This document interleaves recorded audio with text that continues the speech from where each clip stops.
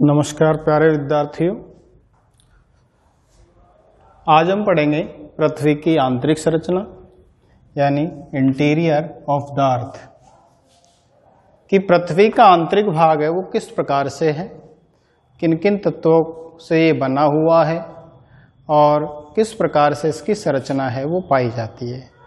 इसके अंतर्गत हम देखेंगे कि पृथ्वी की आंतरिक संरचना की जानकारी के स्रोत कौन कौन से हैं, प्रत्यक्ष स्रोत कौन से हैं, अप्रत्यक्ष स्रोत कौन से हैं, और उसके बाद हम विभिन्न विद्वानों के आंतरिक भाग की जानकारी के जो सिद्धांत है, जिसमें स्वेस का है, वांडरग्राफ्ट का है और अभिनव मत है, उसके बारे में जानेंगे। सबसे पहले यदि हम पृथ्वी की आंतरिक संरचना के बारे में देखते हैं तो आज से लगभग 2000 वर्ष पूर्व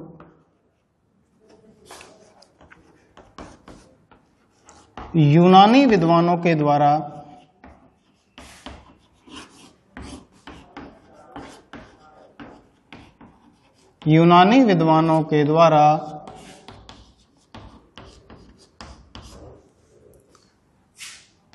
उष्ण जल के स्रोतों,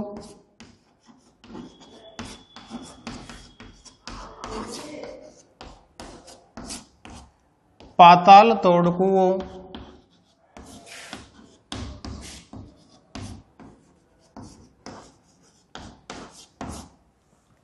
व ज्वालामुखी क्रिया के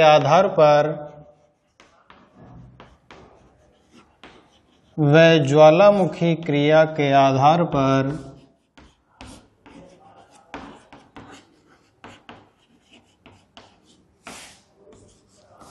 आंतरिक भाग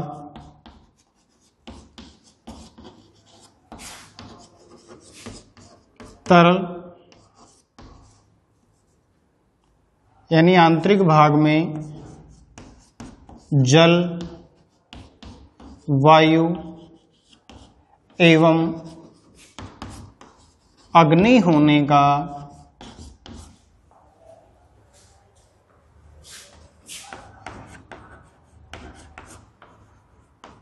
दावा किया गया।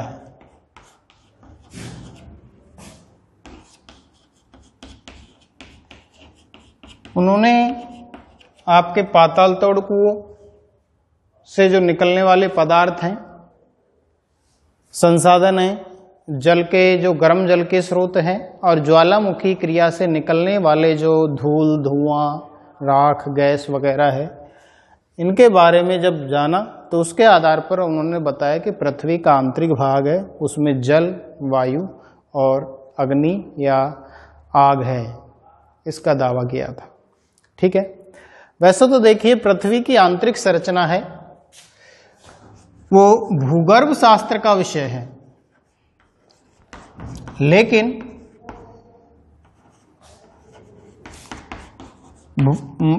भौतिक भूगोल के अंतर्गत हम इसको पढ़ते हैं और उसका कारण क्या है कि धरातल पे जो स्थलाकृतियां पाई जाती हैं, उन धरातलीय स्थलाकृतियों की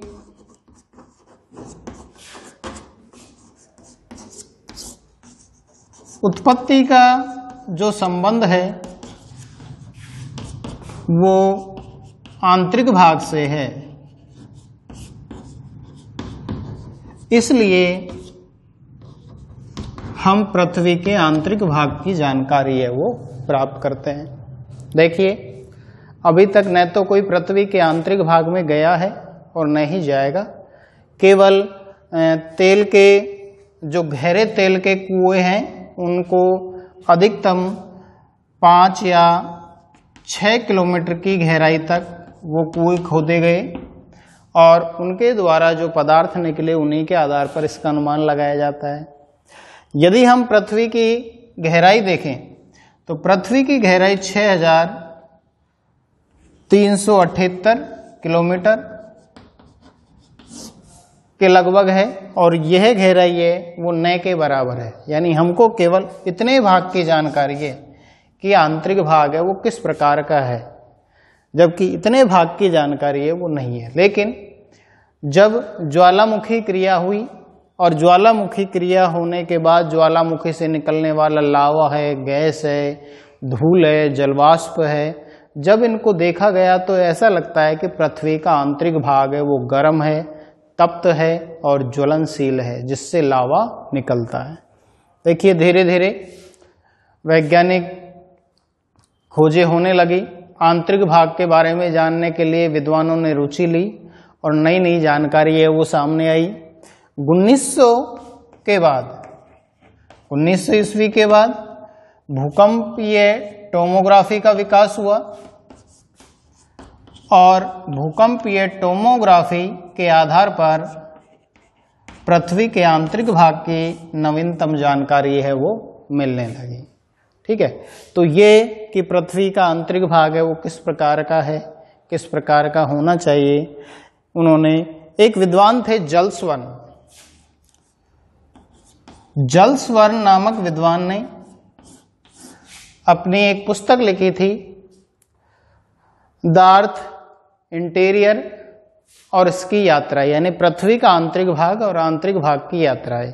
तो जल्सवर्न ने बताया था कि पृथ्वी के आंतरिक भाग के बारे में कोई भी ये नहीं बता सकता कि अगले क्षण क्या होने वाला है। ठीक है, तो इस प्रकार से विभिन्न विद्वानों के द्वारा पृथ्वी के आंतरिक भाग है उसके बारे में अपने अपने विचार दिए गए। लेकिन जब से भूकंपीय टोमोग्राफी का विकास हुआ है, भूकंपीय टोमोग्राफी के विकास के बाद में नई नई जानकारी है वो मिलने लगी है। इसके बाद में हम पढ़ेंगे पृथ्वी की आंतरिक संरचना की जानकारी के जो स्रोत हैं वो कौन कौन से हैं, कि किन किन स्रोतों के द्वारा या किन किन कारकों के द्वारा हमको पृथ्वी के आंतरिक भाग की जानकारी है वो मिलती है। तो पृथ्वी की आंतरिक संरचना की जानकारी के स्रोत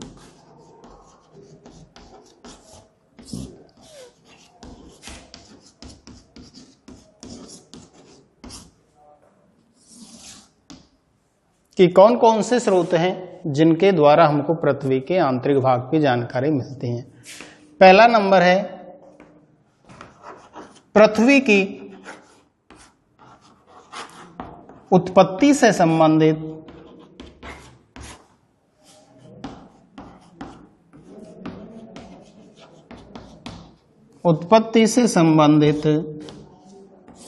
सिद्धांत। देखिए आप भौतिक भूगोल की जब बुक लेंगे, हालांकि सिलेबस में पृथ्वी की उत्पत्ति से संबंधित सिद्धांत है वो नहीं है आपके, लेकिन फिर भी यदि आप पढ़ना चाहो तो इसमें पढ़ सकते हो, वो आपको बुक में मिल जाएगा। पृथ्वी की उत्पत्ति से संबंधित जो विभिन्न सिद्धांत है, जिसमें एक तारक सिद्धांत और द्वैतारक सिद्धांत। एक तारक सिद्धांत है जो पृथ्वी की उत्पत्ति एक तारे से मानता है, दो तारक सिद्धांत है वो पृथ्वी की उत्पत्ति दो तारों से मानता है। इसके अलावा विभिन्न विद्वानों ने अपनी अलग अलग परिकल्पनाएं दी और उनमें पृथ्वी के आंतरिक भाग को तरल है या द्रव्य अवस्था है, ठोस अवस्था है और गैसीय अवस्था है, इसमें उन्होंने बताया कि पृथ्वी का आंतरिक भाग है वो इस प्रकार का होगा, गैस अवस्था में होगा, तरल अवस्था में होगा या ठोस अवस्था में होगा। तो इसमें पृथ्वी की उत्पत्ति संबंधी जो विभिन्न सिद्धांत आए, जैसे इमैनुअल कांट नामक एक विद्वान है, तो कांट की वायव्य राशि परिकल्पना,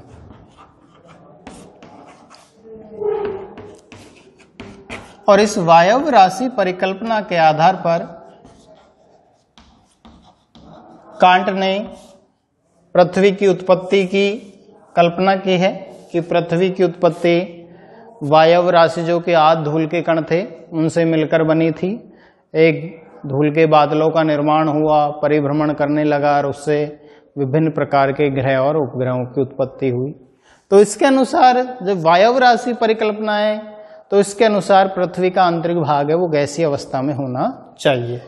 ठीक है, इसके बाद और विद्वान आए, जैसे ओटो श्मिड की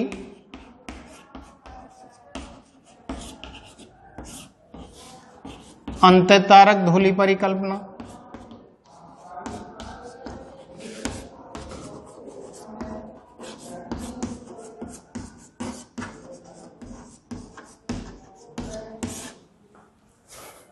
लाप्लास की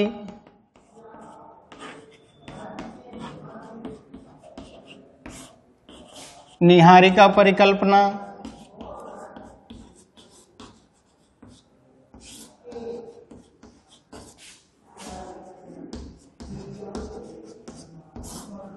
जेम्स जीन की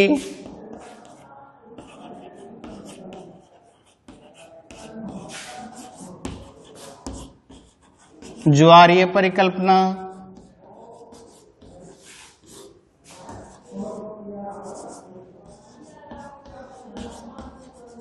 ज्वारीय परिकल्पना,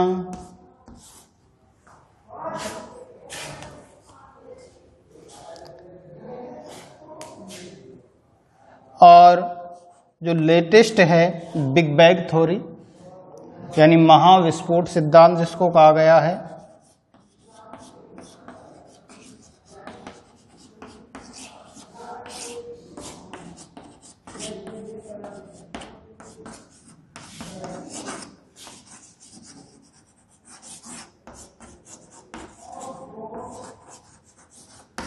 ठीक है।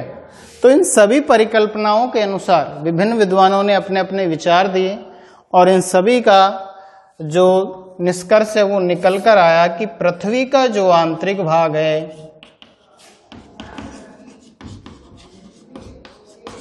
पृथ्वी का आंतरिक भाग है तरल, ठोस या गैसीय अवस्था में होगा।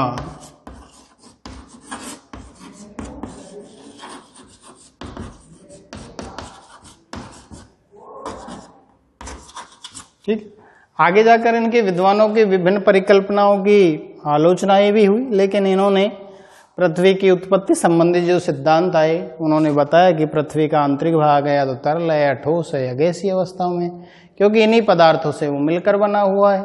ठीक है, तो ये है पृथ्वी की उत्पत्ति से संबंधित सिद्धांत। आंतरिक संरचना की जानकारी के दूसरा स्रोत देखते हैं हम। पृथ्वी की आंतरिक संरचना की जानकारी के जो द्वितीय स्रोत हैं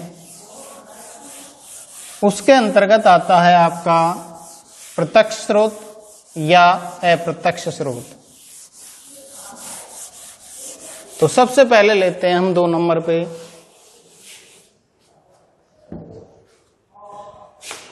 अप्रत्यक्ष स्रोत।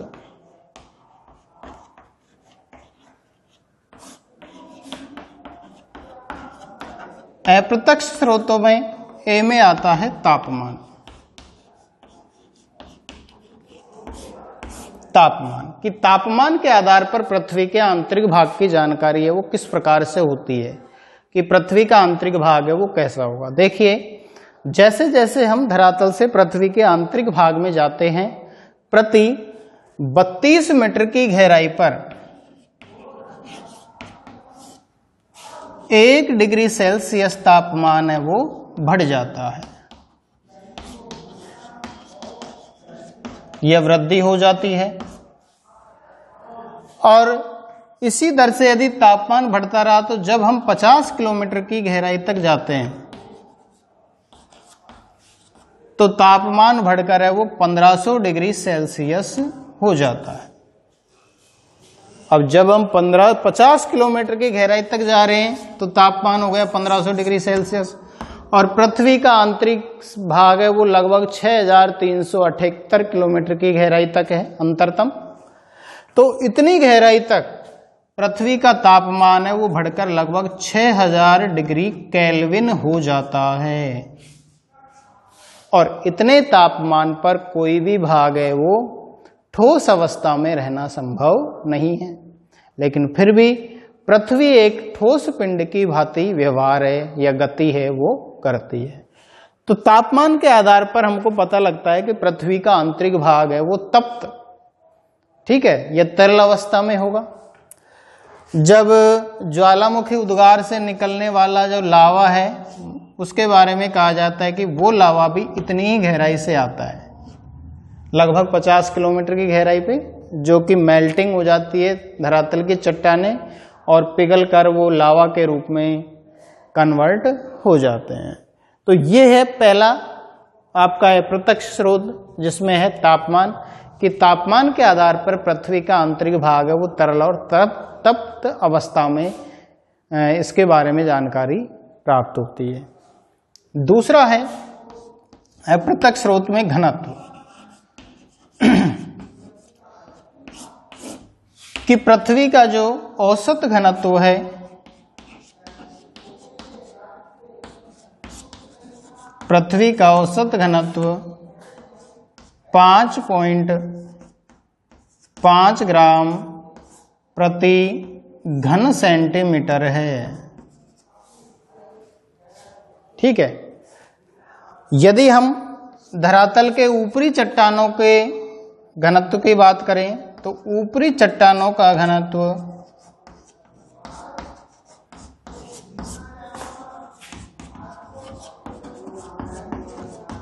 2.7 ग्राम प्रति घन सेंटीमीटर है।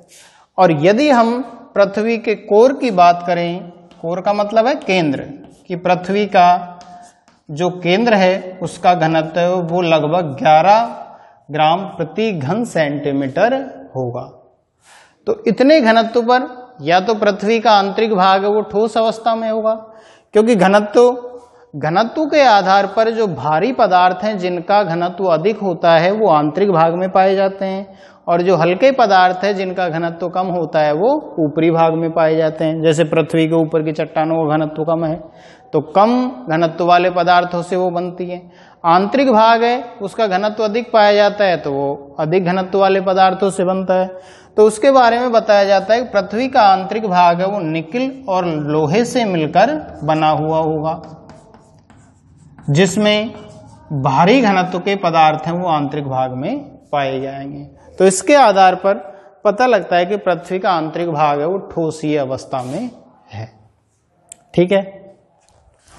इसके बाद आता है आपका अप्रत्यक्ष स्रोत में तीसरा बिंदु, और वो है दबाव।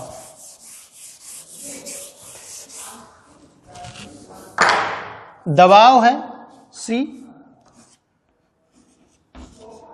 और दबाव क्या होता है? प्रेशर, कि ऊपर की चट्टानों का दबाव है वो नीचे की चट्टानों के ऊपर पड़ता है, और जैसे जैसे हम पृथ्वी के आंतरिक भाग में जाते जाते हैं दबाव है वो अधिक हो जाता है। अधिक दबाव होने के कारण जैसे तापमान में देखा गया है कि पृथ्वी का आंतरिक भाग है वो तो तरल और तप्त अवस्था में होगा, लेकिन जैसे जैसे जब दबाव बढ़ेगा आंतरिक भाग में ऊपर की चट्टानों का, तो चट्टानों का जो मेल्टिंग पॉइंट है जिसको द्रवणांक कहते हैं,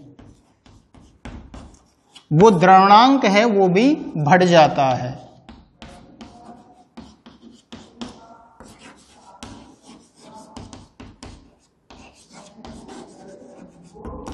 और द्रवणांक बढ़ने के कारण पृथ्वी के आंतरिक भाग की चट्टानें हैं वो भी ठोसी अवस्था में पाई जाती है, न कि तरल या गैसीय अवस्था में। तो दबाव हमको बताता है कि पृथ्वी का आंतरिक भाग है वो ठोसी अवस्था में, इसीलिए पृथ्वी है वो एक ठोस पिंड की भांति गति करती है और व्यवहार करती है।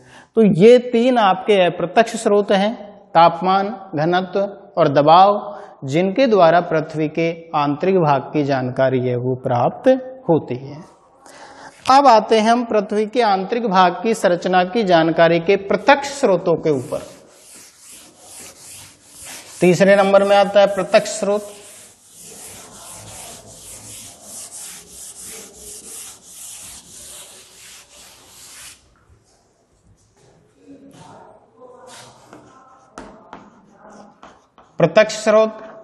प्रत्यक्ष स्रोत जो कि देखे जा सकते हैं हमारी आंखों के द्वारा। प्रत्यक्ष स्रोतों में एक नंबर है आपका उल्कापात।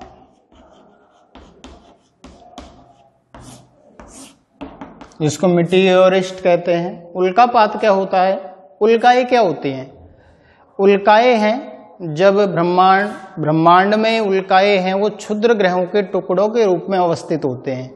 जैसे ब्रह्मांड का निर्माण हुआ था तो ग्रहों उपग्रहों के छोटे छोटे जो टुकड़े थे वो ब्रह्मांड में घूमते हुए रहते हैं। जब ये पृथ्वी के गुरुत्व बल के प्रभाव में आ जाते हैं तो ये पृथ्वी की और आते हैं और पृथ्वी के वायुमंडल को पार करके ये धरातल पर पहुंचने का प्रयास करते हैं। लेकिन जैसे ही ये वायुमंडल में प्रवेश करते हैं तो घर्षण के कारण इन पदार्थों का तापमान इतना बढ़ जाता है कि वो वहीं पर जलकर भस्म हो जाते हैं। कई बार कुछ उल्काएं हैं वो धरातल तक भी पहुंच जाती हैं और उन उल्काओं के जब वे उल्का पिंड जो धरातल पे पहुंचे उनसे हमको उनका अध्ययन किया गया, उनके बारे में जानकारी प्राप्त की गई, तो उनसे पता लगा कि ये उल्काएं हैं ये भी भारी पदार्थों से बनी हुई है जिसमें निकल है और फेरियम है उसकी प्रधानता पाई जाती है। तो इससे भी पता लगता है कि पृथ्वी का आंतरिक भाग है वो भी इन्हीं पदार्थों से मिलकर बना हुआ होगा, क्योंकि ये उल्काएं हैं ये भी क्या है, क्षुद्र ग्रहों के टुकड़े हैं जो कि जब आपके जो सौर परिवार है उसमें जैसे जैसे ग्रह और उपग्रहों का निर्माण हुआ था तो ये जो छोटे छोटे टुकड़े हैं वो बिखर कर अंतरिक्ष में फैल गए थे। तो ये है आपके उल्कापात। ठीक है, तो उल्कापात के द्वारा भी हमको पृथ्वी के आंतरिक भाग की जानकारी मिलती है कि पृथ्वी का जो आंतरिक भाग है वो कैसा होगा, भारी पदार्थों से बना होगा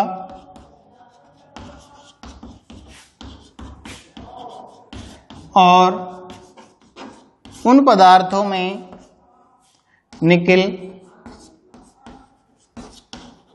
व लोहे की प्रधानता होगी।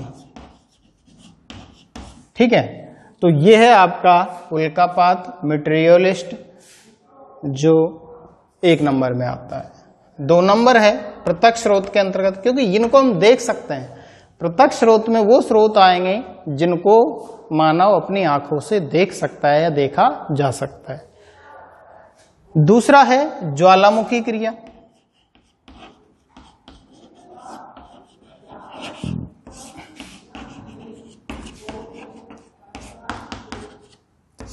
ज्वालामुखी क्रिया, ज्वालामुखी क्रिया,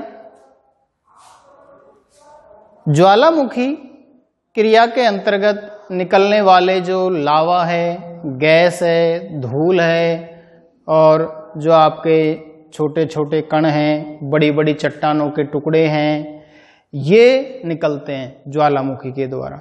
तो ये जब ज्वालामुखी से जो पदार्थ निकलते हैं उनके आधार पर कहा जा सकता है कि पृथ्वी का आंतरिक भाग है वो कैसा होगा।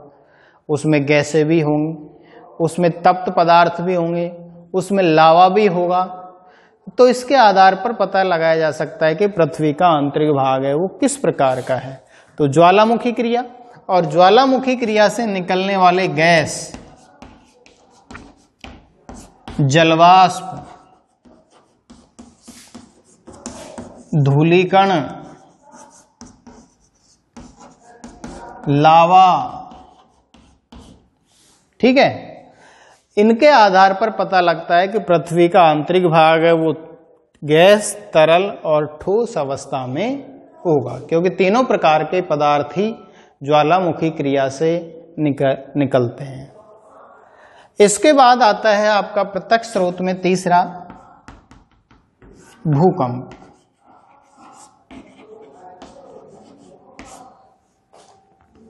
ठीक है, अर्थक्वेक।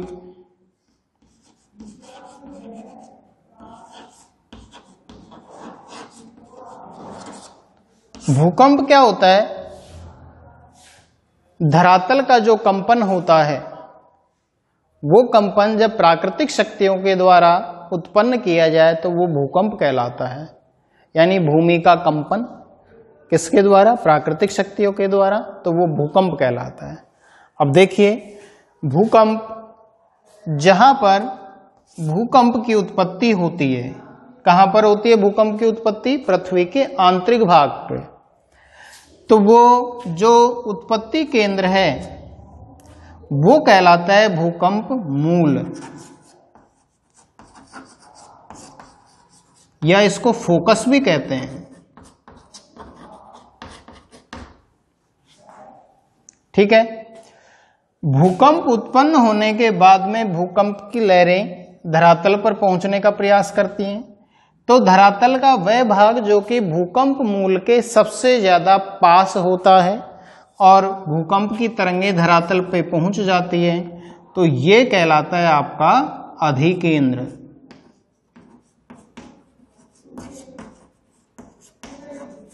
एपिसेंटर जिसको कहते हैं। तो एक तो होता है भूकंप मूल और दूसरा होता है अधिकेंद्र। जैसे ही भूकंप की उत्पत्ति होती है, भूकंप से 3 प्रकार की तरंगें या लहरें हैं वो चलती हैं और वो चलकर धरातल पे पहुंचती हैं। उन 3 प्रकार की लहरों के नाम आपको प्राथमिक तरंग है या प्राथमिक लहर है, द्वितीयक तरंग है या द्वितीयक लहर है, और आपकी धरातलीय तरंग है या धरातलीय लहरों के नाम से जाना जाता है। तो एक तो होता है भूकंप मूल या भूकंप का फोकस और दूसरा होता है अधिकेंद्र। क्योंकि भूकंप के द्वारा, देखिए भूकंप के द्वारा भी पृथ्वी के आंतरिक भाग की जानकारी मिलती है, क्योंकि धरातल का जो कंपन होता है तो उससे पता चलता है कि आंतरिक भाग में इतनी ऊर्जा, इतनी शक्ति है, वो कैसे उत्पन्न हुई, कहाँ से आती है, किस अवस्था में होगा पृथ्वी का आंतरिक भाग। तो भूकंप के कारण 3 प्रकार की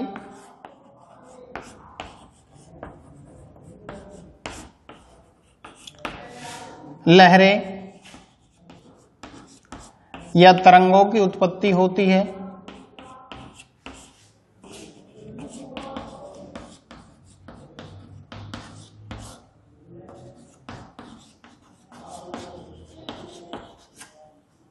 इनको हम 1 नंबर प्राथमिक तरंगें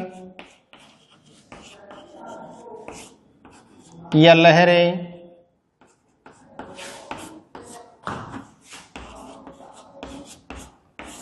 प्राइमरी वेव्स,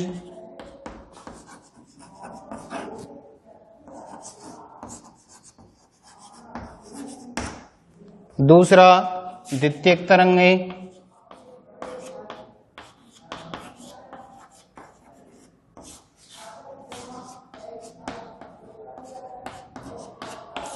सेकेंडरी वेव्स,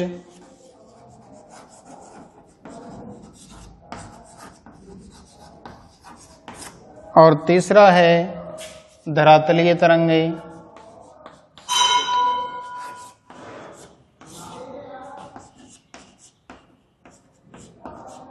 इनको लॉन्ग वेव्स,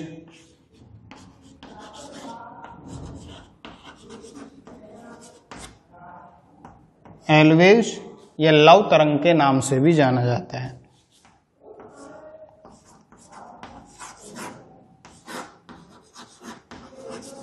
क्योंकि लव नामक विद्वान ने इसके बारे में बताया था, इसलिए इनको एल तरंगे या लव वेव्स के नाम से भी जानते हैं।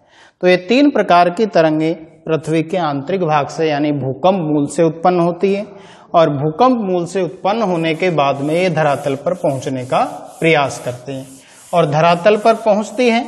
पहुंचने के बाद विभिन्न प्रकार के विनाशकारी स्थल रूपों को इनके द्वारा जन्म है वो दिया जाता है, जिससे विभिन्न प्रकार की जान और माल की हानि होती है। तो हम सबसे पहले पढ़ेंगे प्राथमिक तरंगों को। 1 नंबर पी, लहर या तरंग। ठीक है। प्राथमिक तरंग को संपीड़नात्मक, कॉम्प्रेशन वेव्स कहते हैं। ठीक है। इनकी गति है वो सबसे अधिक होती है, गति या इसको वेग भी कहते हैं, और वो होता है 7.3 से लगभग 11 किलोमीटर प्रति सेकंड की गति से। ठीक है। तो संपीड़नात्मक तरंग गति सबसे अधिक होती है इनकी। ये तीनों माध्यमों में गमन कर सकती है।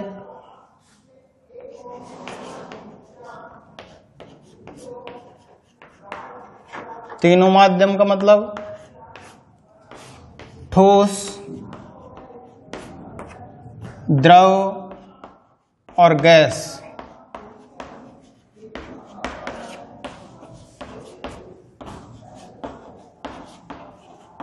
प्रवेश कर सकती है। ठीक है, तीनों माध्यमों में प्रवेश हो गया। इनमें कणों की जो गति होती है, लहर के कणों की गति, वो आगे पीछे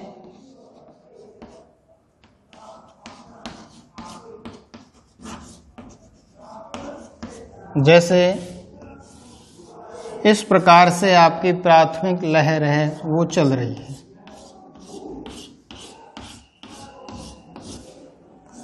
ये गति तो आगे पीछे, इसने आगे इसने पीछे, इसके बाद ये चली, ये चली, ये चली, ये चली और ये आगे पीछे गति। तो इस प्रकार से इनमें आगे पीछे जिगजा गति है, वो तरंग के कणों की गति है, वो आगे पीछे की तरफ होती है। ये ध्वनि तरंगों की तरह होती है।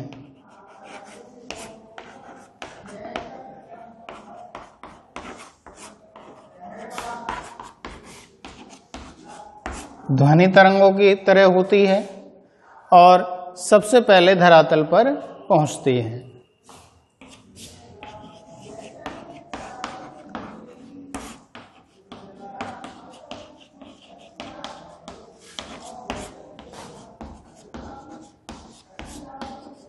और सबसे पहले पहुंचने के कारण इनको प्राथमिक या प्राइमरी वेव्स है वो कहा जाता है। तो ये हो गई आपकी पी तरंग या प्राथमिक तरंगे।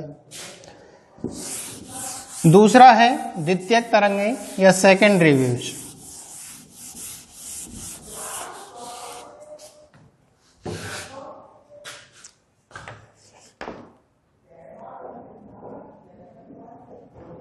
एस तरंग,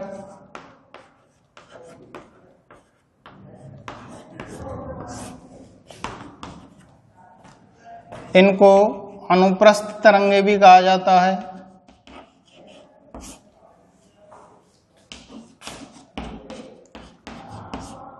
इनकी गति या वेग 3.5 से 6 किलोमीटर प्रति सेकंड की होती है। ठीक है, ये केवल ठोस माध्यम से, केवल ठोस माध्यम में प्रवेश कर पाती है। द्रव माध्यम आते ही ये तरंगे हैं वो लुप्त हो जाती है। ठीक है, तो केवल ठोस माध्यम में प्रवेश करती है। इनमें कणों की गति है, लहर में कणों की गति ऊपर नीचे,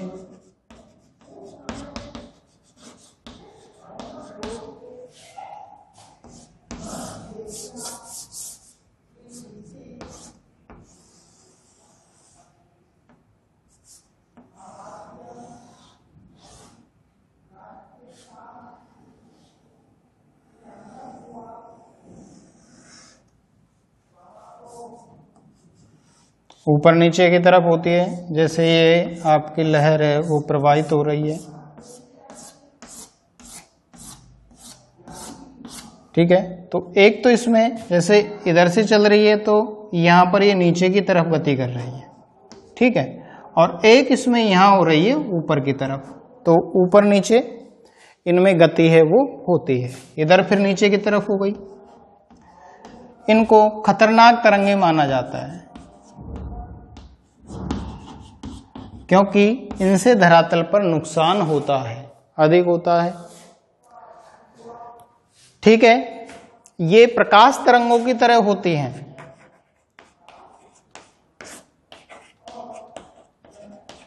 प्रकाश तरंगों की तरह होती है और धरातल पर यानी प्राथमिक तरंगों के बाद ये धरातल पर पहुंचते हैं। ठीक है, इसके बाद आती है आपकी धरातलीय तरंगें, एल वेव्स या एल तरंग।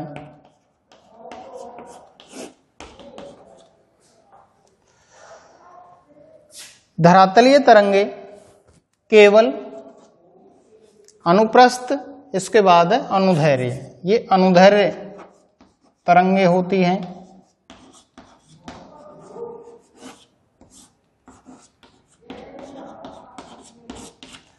गति इनकी सबसे कम होती है।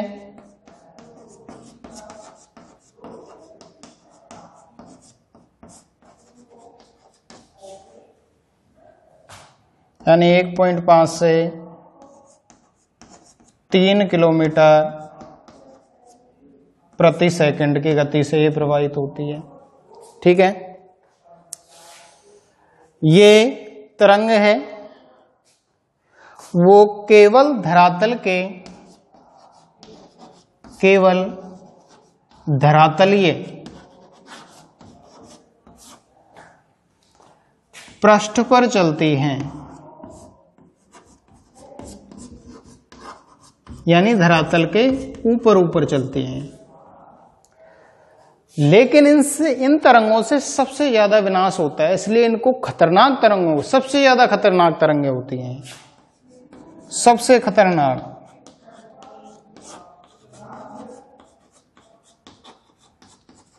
सबसे ज्यादा खतरनाक होती है, क्योंकि सबसे ज्यादा नुकसान है वो इन तरंगों के द्वारा होता है। इनमें इस प्रकार से गति होती है, ऊपर नीचे आगे पीछे, तो इसलिए सबसे ज्यादा खतरनाक मानी जाती है, सबसे ज्यादा नुकसान करती है। तो ये हो गई आपकी 3 प्रकार की तरंगे, प्राथमिक तरंगे, द्वितीयक तरंगे और धरातलीय तरंगे। इसके बाद देखिए 1900 ईस्वी के बाद भूकंप विज्ञान का और अधिक विकास है वो होने लगा, और भूकंप विज्ञान के विकास होने के बाद भूकंपीय तरंगों के बारे में और जानकारी प्राप्त हुई, जिसमें 1909 में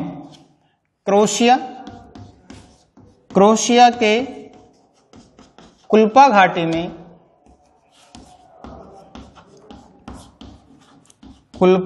में जो भूकंप आया,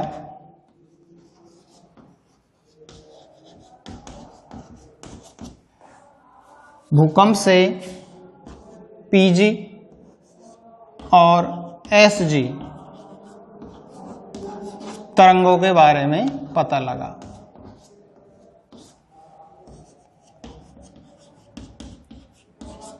ठीक है,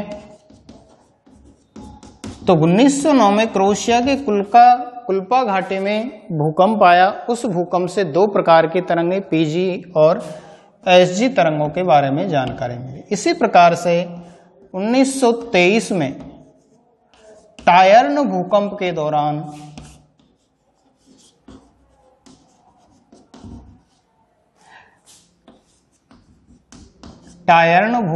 दौरान पी स्टार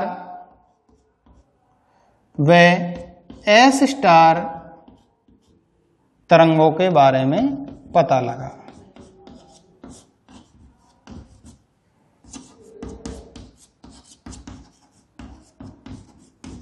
तो इस प्रकार से ये भूकंपीय तरंगें होती हैं, जो कि भूकंप मूल से उत्पन्न होने के बाद में धरातल पर पहुंचते हैं।